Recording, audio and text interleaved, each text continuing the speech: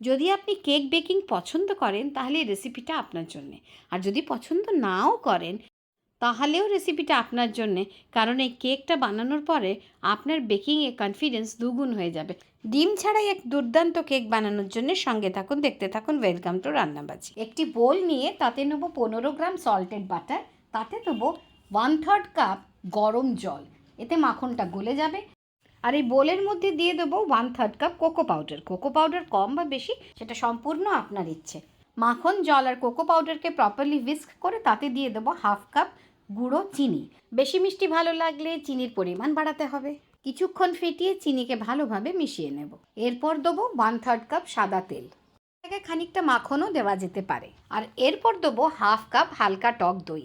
দই দিয়ে বেশ ভালোভাবে হুইস্ক করতে হবে যাতে দইটা ভালোভাবে মিশে যায় আর কোনো লাম্পস না থাকে।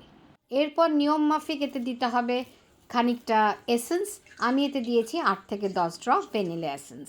এবার একটি চালনিতে বা বড় ছাঁকনিতে নিয়ে নেব 3/4 কাপ ময়দা, আর তার সঙ্গে দেবো 1/4 চা চামচ বেকিং সোডা আর 1/2 চা চামচ বেকিং পাউডার।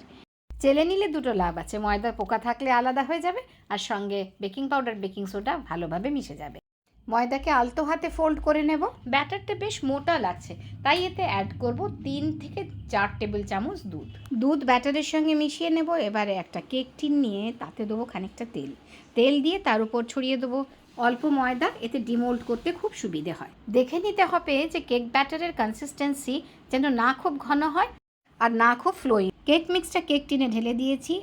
এবারে কেক টিনটাকে আস্তে আস্তে দুবার ঠুকে নেব, এতে এক্সেস হাওয়া যদি থাকে তাহলে সেটা বেরিয়ে যায়। এবার একটি বড় পাত্রে খানিকটা জল নিয়ে তার উপরে দেবো একটা স্ট্যান্ড। জলটা হালকা গরম হয়ে গেলে সেই স্ট্যান্ডের উপরে বসিয়ে দেবো কেক টিনটা, দিয়ে উপর থেকে কভার করে দেবো।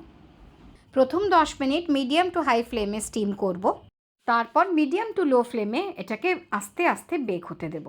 20 মিনিট পর লিড খুলে একবার টুথপিক দিয়ে চেক করব যে বেক হয়েছে কিনা প্রপারলি।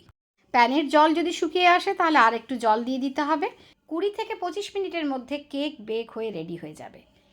এবার যেই ঠান্ডা হবে তবেই এটাকে কিন্তু উল্টাতে পারবেন, না হলে কিন্তু ভেঙে যাবে। ভীষণ সুন্দরভাবে আরামসে এটা বেরিয়ে আসবে।